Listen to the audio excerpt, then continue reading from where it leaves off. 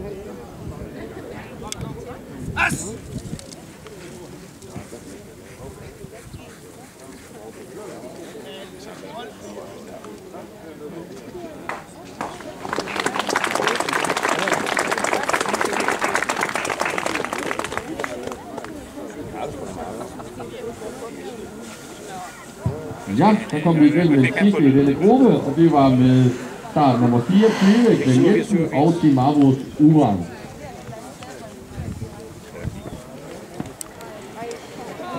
Når gætter på sin godt dommerkommentar, går vi straks videre over i gruppe B.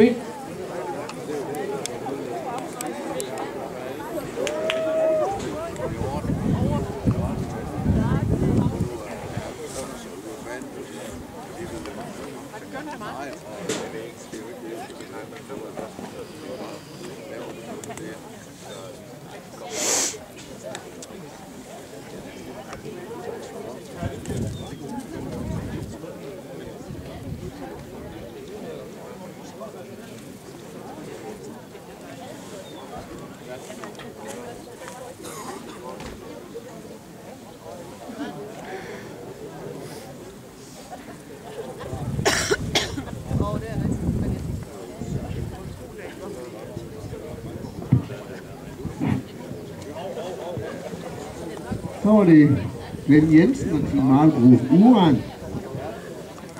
En hund, som faktisk viser rigtig mange gode ting, men hvor der også er lidt problemer indimellem. Vi starter med en rundering, hvor hunden skal lade sig føre lidt bedre mod skjul 2 eller mod skjul 4. Vi får 2'eren 2 gange, og så runder den op og tager 4, når vi får lidt hundeførerkorrektioner på undervejs.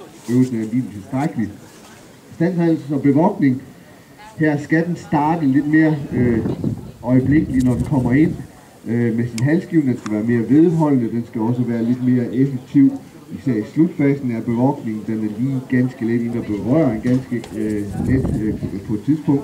Og så har vi lidt kig til siden i slutfasen. Et lille god flugtforsøg. Fri ved fod derude til, det er sådan set i orden, men den dækker selvstændigt derude, der skal den ligesom vente grundstillingen først, og så dække bagefter. Den skal sætte grebet lidt mere dybt derude, men arbejder egentlig ganske effektivt derude. Der er en ganske lille uro i overgangsfasen, men det er ikke noget god. Overfaldet her viser en rigtig fint greb og ganske effektivt arbejde i hele fasen derude til. Slipper også korrekt, men øvelsen bliver skæmmet af den belastning, hunden har på figuranten i bevogtningsfasen, hvor den er oppe helt at stå på ærmet derude. Lyttesmomenterne, der kommer ind, er i orden. Øvelsen holdt god. Rygtransporten, den går noget langt fremme. Stor del af øvelsen er god. Overfald i rygtransporten her tøver hunden noget i konfrontationen, den skal sætte grebet noget dybere.